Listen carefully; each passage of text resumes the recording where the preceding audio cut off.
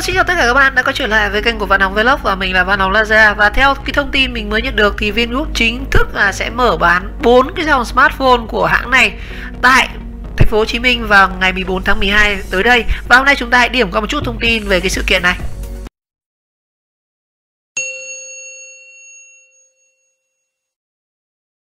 Vingroup ra mắt 4 smartphone Vsmart lên kệ từ ngày 14 tháng 12. Và theo thông báo mới nhất từ Vingroup thì ngày 14 tháng 12 thì tập đoàn này sẽ mở bán 4 smartphone thương hiệu là Vsmart tại thành phố Hồ Chí Minh. Và sau 6 tháng lên ý định sản xuất điện thoại thông minh thì thương hiệu Vsmart đã chính thức công bố giá bán 4 sản phẩm smartphone của hãng này vào ngày 14 tháng 12. Và điện thoại thông minh của Vsmart sẽ được sản xuất tại nhà máy thuộc tổ hợp của Vinphone ở Cát Hải, Hải Phòng. Dự kiến nhà máy Vsmart có công suất rằng 5 triệu sản phẩm một năm trong giai đoạn 1 và công nghệ của Vsmart sẽ được phát triển trên nền tảng do công ty công nghệ của Tây Ban Nha là BQ phát triển. Và như vậy thì sau BKV với Vinphone thì thị trường Việt Nam sẽ đón thêm một thương hiệu điện thoại made in Việt Nam nữa. Và theo thống kê của GfK thì quy mô thị trường di động bao gồm cả smartphone và điện thoại cơ bản, Việt Nam đang có hơn 13 triệu máy trong năm 2017 và giá trị trung bình của mỗi cái thiết bị bán ra ở thị trường là khoảng 5,8 triệu đồng và nhóm di động bán chạy nhất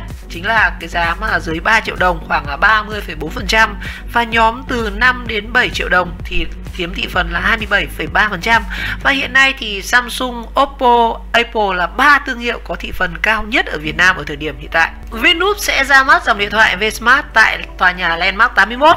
ở thành phố Hồ Chí Minh. Tập đoàn Vingroup sẽ ra mắt 4 dòng điện thoại thông minh thương hiệu Vsmart. Đây là những sản phẩm đầu tiên khởi động cho một chiến lược phát triển theo định hướng công nghiệp và công nghệ của tập đoàn trong tương lai. Điện thoại Vsmart được sản xuất tại nhà máy sản xuất điện thoại Vsmart thuộc tổ hợp Vinphone, Cát Hải, Hải Phòng. Và sau chưa đầy 6 tháng, Vingroup công bố thành lập công ty Vsmart và gia nhập lĩnh vực sản xuất điện thoại di động. Và nhà máy có công suất là sản xuất 5 triệu sản phẩm một năm cho giai đoạn 1 và được công nhận đạt chứng chỉ về quản lý chất lượng ISO 9001-2015. Và toàn bộ nhà máy được thiết kế và thi công theo tiêu chuẩn quốc tế là EPC A610 dành cho các nhà máy sản xuất sản phẩm điện tử. Và môi trường sản xuất được kiểm soát hoàn toàn về nhiệt độ, độ ẩm, kiểm soát phòng tính điện cũng như là độ sạch của không khí để đảm bảo chất lượng cao nhất cho tất cả các sản phẩm của Vingroup. Công nghệ của Vinphone được phát triển trên nền tảng tiêu chuẩn cao của châu Âu và trong đó thì hầu hết các khâu trong chuỗi giá trị sản xuất các thiết bị điện tử thông minh từ thiết kế, nghiên cứu, phát triển sản phẩm đến sản xuất và công ty mang công nghệ hàng đầu Tây Ban Nha là BQ phát triển. Và với việc sở hữu 51% công ty BQ thì Vsmart có thể khai thác tối đa năng lực đội ngũ của nhân viên chuyên gia cao cấp đến từ Tây Ban Nha trong quá trình nghiên cứu và phát triển sản phẩm cũng như là ứng dụng các cái công nghệ tối tân vào sản xuất điện thoại. Cùng với BQ thì Vsmart cũng hợp tác chặt chẽ với các hãng công nghệ lớn trên thế giới như là Qualcomm hay là Google nhằm cập nhật các công nghệ tiên tiến nhất trong lĩnh vực điện thoại thông minh. Và về đội ngũ nhân sự thì Vsmart sẽ quy tụ được các đội ngũ các nhà khoa học và các chuyên gia nghiên cứu, thiết kế, phát triển sản phẩm cao cấp, dày dặn kinh nghiệm từ các viện nghiên cứu và các công ty công nghệ hàng đầu trên thế giới. Và trong đó thì có nhiều nhân sự chủ chốt ảnh hưởng đến thị trường điện thoại trên thế giới. Thông qua việc đầu tư nhà máy sản xuất điện thoại thì Vsmart sẽ tiến tới sở hữu toàn bộ chuỗi giá trị sản phẩm từ khâu nghiên cứu đến thiết kế rồi sản xuất và tối ưu giá thành và tổ chức cung cấp ra thị trường với triết lý là sản phẩm tốt, khuyến mại tốt, hậu mãi cực tốt và sự hậu thuẫn mạnh mẽ từ Vingroup thì các sản phẩm của Vsmart sẽ có thể cạnh tranh đáng kể trên thị trường di động ở Việt Nam.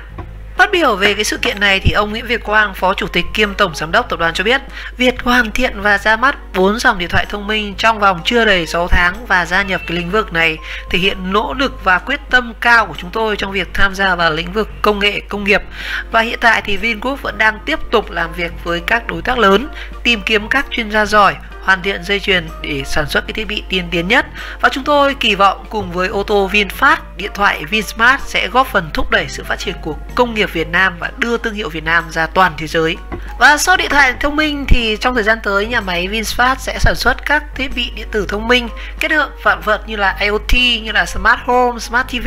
và công ty Vsmart thì cũng sẽ tiếp cận với các hãng cung cấp chipset, linh kiện, phụ kiện trong nước và quốc tế để trực tiếp làm ra các cái chuỗi cung ứng và kiểm soát chất lượng sản xuất của các thiết bị điện tử thông minh trước khi bước ra thị trường. Vsmart sẽ kỳ vọng các sản phẩm điện thoại thông minh Vsmart sẽ khởi đầu cho sự phát triển của hệ sinh thái các sản phẩm điện tử công nghệ thông minh ứng dụng trí tuệ nhân tạo AI và góp phần đem lại cuộc sống tiện ích hiện đại cho người dân Việt Nam. Vingroup, chúng tôi sẽ bán điện thoại Vsmart ở tất cả mọi nơi. Theo ông Nguyễn Việt Quang, Phó Chủ tịch kiêm Tổng Giám đốc của Vingroup, việc tạo ra một chiếc điện thoại smartphone mang thương hiệu là Vsmart là bước tiếp theo để hoàn thành hệ sinh thái kinh doanh, dịch vụ và sản xuất của Vingroup. Vingroup hợp tác với thế giới để tạo ra smartphone Việt. Từng tuyên bố chỉ làm những gì khi mà đủ năng lực, Vingroup lại bất ngờ tham gia sản xuất smartphone dù trước đây chưa từng liên quan gì đến công nghệ, và quyết định này đã chi ra gần 3.000 tỷ chỉ có vì ngẫu hứng có hay không. Trong thời đại công nghệ 4.0 thì nếu không bắt kịp các xu thế mới về trí tuệ nhân tạo, tự động hóa và nguyên vật liệu thế hệ mới và làm chủ công nghệ thì chúng ta sẽ bị tụt hậu. Và đồng thời thì những cái lĩnh vực hoạt động rất là nhiều tiềm năng. Đồng thời đây cũng là lĩnh vực hoạt động có rất nhiều tiềm năng và là cơ hội để Việt Nam có thể gia nhập sân chơi toàn cầu. Chính vì thế, tập đoàn Vingroup quyết định thành lập công ty Vsmart hoạt động trong hai lĩnh vực chính. Đó thứ nhất chính là sản xuất các thiết bị điện tử thông minh và mở đầu là sản xuất điện thoại thông minh với thương hiệu là Vsmart, và lĩnh vực thứ hai đó chính là nghiên cứu, thực nghiệm và ứng dụng trí tuệ nhân tạo AI, tự động hóa và nguyên liệu cho thế hệ mới. Khi làm VinFast thì Vingroup nói chọn ô tô vì muốn có cửa để xây dựng một thương hiệu đẳng cấp quốc tế, và Vingroup sẽ làm gì để Vsmart cũng đạt đẳng cấp tương tự như ở VinFast. Cũng giống như là ô tô VinFast thì chúng tôi sẽ bắt đầu bằng việc sản xuất một số bộ phận và sẽ nâng dần tỷ lệ nội địa hóa lên, và nhà máy Vsmart sẽ bắt đầu được xây dựng tại tổ hợp sản xuất ô tô của VinFast ở khu kinh tế Đình Vũ, Cát Hải, Hải Phòng, và theo tiêu chuẩn quốc tế và được quản lý vận hành theo định hướng cách mạng 4.0, và đặc biệt là các công nghệ mới nhất thì sẽ có mức tự động hóa cao nhất. Công nghệ thì Vingroup đang làm việc với các công ty tư vấn hàng đầu thế giới để thuê tư vấn thiết kế, tìm kiếm các chuyên gia giỏi, mua các bản quyền thiết kế và các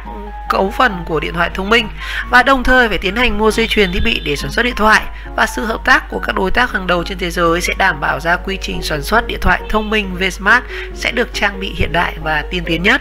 nhằm tối ưu hóa và đảm bảo chất lượng của cái sản phẩm này. Về hạ tầng thì nhà máy đầu tiên của Vsmart sẽ được xây dựng tại tổ hợp sản xuất ô tô VinFast ở khu kinh tế Đình Vũ, Cát Hải, Hải Phòng theo tiêu chuẩn quốc tế. Và điều quan trọng nhất là từ lãnh đạo đến nhân viên của Vingroup sẽ đều sẵn sàng và cùng quyết tâm để đưa VinFast đến thành công. Rất nhiều công ty Việt Nam từng thất bại hoặc là không thành công với smartphone, Vingroup đi sau và lại đánh cược cực kỳ lớn. Vậy Vingroup sẽ có những cái tính toán gì để thực hiện cái điều này? Việc tham gia vào lĩnh vực đòi hỏi công nghệ cao và phức tạp khẳng định quyết tâm của Vingroup trong nỗ lực hướng tới cái nền sản xuất dựa trên tri thức và khoa học, và góp phần nâng cao hiệu suất và cũng như là kinh tế cho nước nhà. Và trong đó thì điện thoại thông minh chỉ là khởi đầu cho một bước đi vào chuỗi sản xuất các cái thiết bị thông minh của Vingroup. Cùng với ô tô VinFast thì điện thoại Vsmart sản xuất sẽ góp phần thúc đẩy cái sự phát triển của nền công nghệ Việt Nam và đưa thương hiệu Việt ra thế giới. Với một công ty bất động sản chuyển sang nhiều ngành dịch vụ và bán lẻ, giờ là sản xuất công nghệ cao và công nghiệp nặng, thì có quá nhiều trong cùng một thời điểm hay không? Có khiến cho các cái nguồn nhân lực của VinFast bị phân tán hay không? Vingroup thì từ nhiều lâu nay đã hoạt động thành mô hình tập đoàn holding, có nghĩa là mỗi công ty con là một pháp nhân độc lập hoạt động theo chiến lược và ngân sách các chỉ số do tập đoàn xác định ra. Vì vậy với VinFast hay là VinFast thì cũng vậy. Với VinFast hay là Vsmart thì cũng vậy. Điều này sẽ giúp các công ty con của Vingroup hoạt động độc lập, tự chủ và nâng cao được hiệu quả quản trị, và đồng thời cũng không tạo áp lực về mặt quản trị lên bộ máy trung ương của tập đoàn. Vì vậy việc mở rộng thêm các lĩnh vực hoạt động thì không làm hệ thống bị quá tải cũng như là tình trạng bị dàn trải nhân lực. Vậy sau Vsmart thì Vingroup sẽ tiếp tục cho ra những cái sản phẩm gì? Vingroup luôn muốn phát triển hệ sinh thái kinh doanh, dịch vụ và sản xuất của mình. Vậy nên Vingroup sẽ tiếp tục nỗ lực để hoàn thiện đồng bộ các sản phẩm dịch vụ trong tương lai. Đó là cái điều mà Vingroup đang hướng tới.